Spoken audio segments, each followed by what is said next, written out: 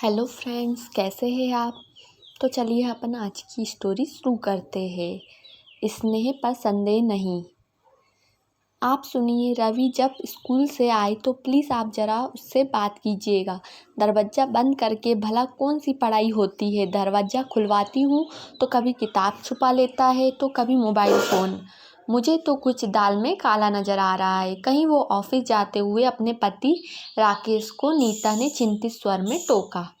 ऐसी कोई बात नहीं है, तुम बेवजह ही परेशान हो रही हो। तुम्हारे किचन के शोर से बचने के लिए वह बेचारा दरवाज़ा बंद कर लेता होगा। तुम भी ना। मुस्कुराता हुआ राकेश बाहर निकल गया। राकेश के पिता गांव में खेतीबाड़ी का काम करते थे। 3 बच्चे थे। बड़ी बेटी संध्या थी जिसका विवाह उन्होंने इंटर के बाद ही कर दिया था। राकेश इंजीनियरिंग पास करके दिल्ली में नौकरी करने लगा। नीता से विवाह करके वह सेटल हो गया। दोनों का एक बेटा था, अंश, जो पहली कक्षा में पढ़ता था। राकेश का छोटा भाई रवि गांव के सरकारी स्कूल में पढ़ रहा था। माँ को उससे बहुत लगाव था। वह जब 8वीं कक्षा में था तब एक बीमारी के दौरान माँ का देहांत हो गया। पिता की चिंता हुई कि अब इसकी देखभाल कौन करेगा। नीता ही बोली कि रवि हमारे साथ रहेगा, अच्छे स्कूल में पढ़ेगा और बड़ा आदमी बनकर परिवार का नाम रोशन करेगा। शहर के कुछ महीनों बाद ही रवि शहरी रंग में ढल गया। उसकी हरकतों पर नीता टोकती तो उसे चिढ़ जाता। दोस्तों ने भी उसके कान भर दिए कि भाभी तो तेरा भला चाहती ही नहीं है। राकेश भी पत्नी को ही समझाता कि टीनेज के बच्चों पर ज़्यादा टोका टोकी नहीं करनी चाहिए।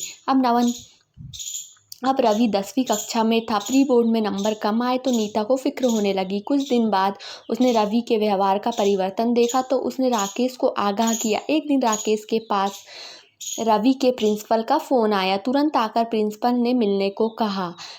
रवि मोबाइल में कुछ वीडियो देखता हुआ पकड़ा गया। उसका ध्यान भटक गया है। हमने तो वार्निंग दी है, आप लोग भी उसे समझाइए।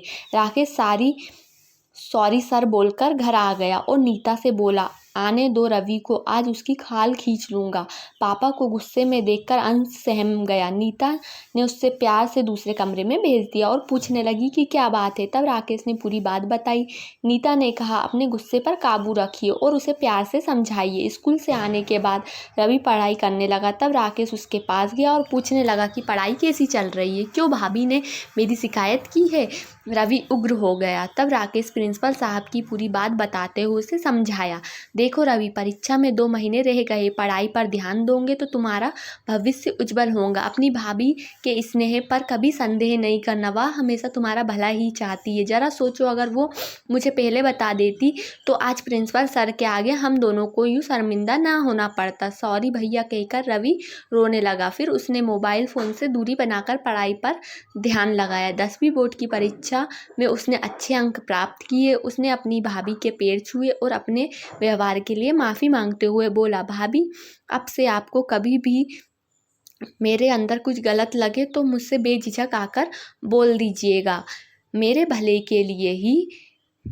रवि को आशीर्वाद देते हुए नीता की आंखों खुशी से आंसू आ गए। तो फ्रेंड्स, ये तो थी हमारी आज की स्टोरी। आपको कैसी लगी? अगर अच्छी लगी तो प्लीज़ चैनल को लाइक, सब्सक्राइब और शेयर ज़रूर कीजिएगा। Thank you.